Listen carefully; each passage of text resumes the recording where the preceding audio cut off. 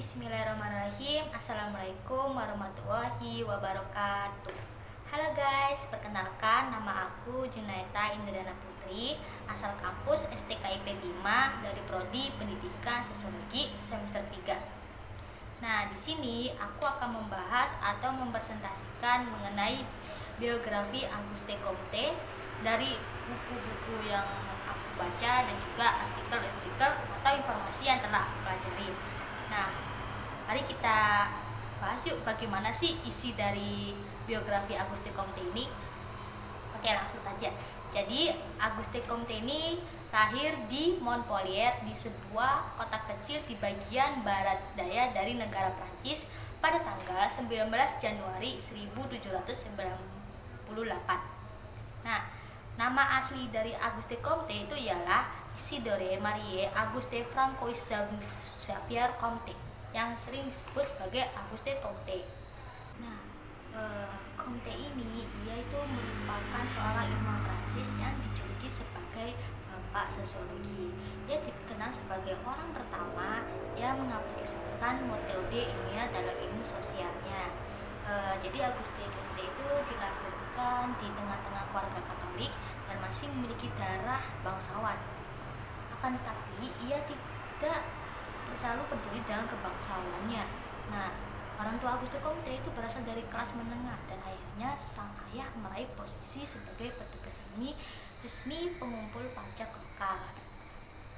Ayah Comte itu bernama Louis Comte, adalah seorang pejabat pajak, dan ibunya itu bernama Rosalie Boyer, adalah penganut ajaran Katolik Roma yang tapi simpati mereka itu bertentangan dengan republikanisme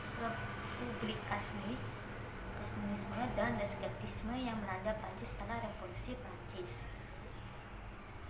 Comte bersekolah di tempat yang dia lahirkan. Setelah itu ia melanjutkan pendidikannya di Politeknik École di Paris pada tahun 1818.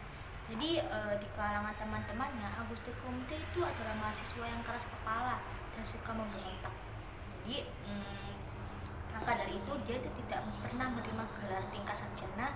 Kenapa? Karena itu tadi dia itu dikenal sebagai pemberontak dan juga selalu memunculkan ide-ide politis juga atau ide-ide politik bertentangan dengan politik juga. Maka dari itu ia dan seluruh mahasiswa seangkatannya dikeluarkan dari École Polytechnique karena gagasan politik dan pembangkang mereka dan ditutup untuk reorganisasi. Jadi pada akhirnya Comte itu meninggalkan École dan melanjutkan pendidikannya di sekolah kedokteran di Montpellier. Tak lama kemudian ia melihat sebuah perbedaan yang mencolok antara agama Katolik yang ia anut dan pemikiran keluarga monarki yang berkuasa, sehingga ia terpaksa meninggalkan Paris. Dari buku yang aku baca ini, pada tahun 1817 Comte itu menjadi sekretaris serta anak angkat dari Claude Henry Salmon. Nah, dimana itu adalah seorang filosof yang 40 tahun lebih tua dari Comte. Jadi dia itu memulai karir profesinya dengan memberi les di bidang matematika. Meski ia sudah memperoleh pendidikan dalam matematika, perhatiannya sebenarnya itu adalah pada masalah-masalah kemanusiaan dan sosial. Minat ini mulai berkembang di bawah pengaruh Saint-Simon yang memperkerjakan Auguste sebagai sekretarisnya. Dengannya Auguste menjadi kerjasama erat dengan pengembangkan karya awalnya sendiri. Akan tetapi sesudah 7 tahun pasangan ini pecah karena perdebatan mengenai kepengarangan karyanya bersama, dan Auguste itu pun menolak bimbingannya itu. Pada tahun 1084 mereka bertengkar karena Comte yakin bahwa Saint-Simon itu ingin menghapuskan nama Comte dari daftar ucapan terima kasihnya. Jadi mereka itu bertengkar karena Comte itu percaya bahwa Saint-Simon itu ingin menghilangkan nama Comte dari salah satu kontribusinya. Berikutnya, pada tahun 1822 Comte meneliti tentang filosofi positivisme dan berencana akan mempublikasikannya. Nah, di kemudian hari Comte itu menikahi seorang wanita yang bernama Caroline Massin, yang dimana wanita itu itu adalah anak haram yang disebut Comte, mohon maaf, yaitu seorang pelacur atau bahasa istilahnya itu prostitusi. Nah, selanjutnya pada tahun 1826, Comte membuat suatu skema yang bagus untuk disampaikan pada 72 kuliah umum tentang filsafatnya.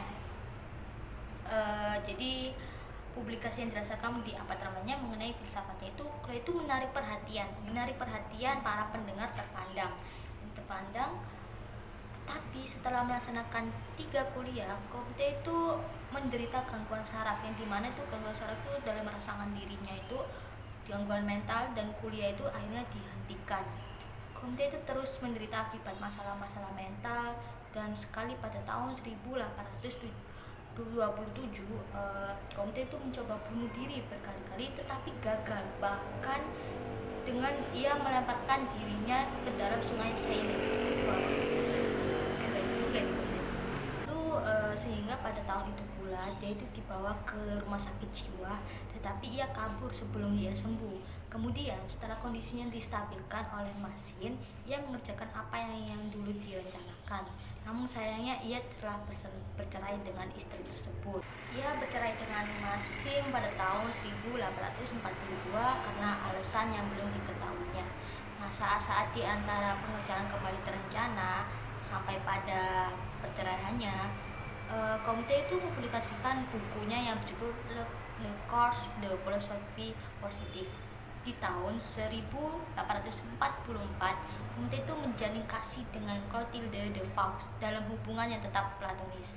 Comte yang merasa dirinya adalah seorang penemu sekaligus seorang nabi dari agama kemanusiaan atau Religion of Humanity, menerbitkan bukunya yang berjudul Système de Politique Positive 1851 sampai 1854. Nah, di akhir hayatnya dia hidup dari pemberian orang-orang yang mengagumnya dan pengikut-pengikut agama humanitarisnya. Jadi Comte meninggal di Paris diakibatkan karena penyakit kanker perut, wafat pada 5 September 1857. Ya, begitulah biografi Auguste Comte. Cukup menarik kalau kita bahas. Sekian pembahasan kali ini, kurang lebihnya mohon maaf jika ada salah kata. Datanya itu dari diri saya dan kebenaran itu datangnya dari Allah Subhanahu wa taala. Saya akhirin, wassalamualaikum warahmatullahi wabarakatuh. Jangan lupa like dan subscribe ya. Terima kasih.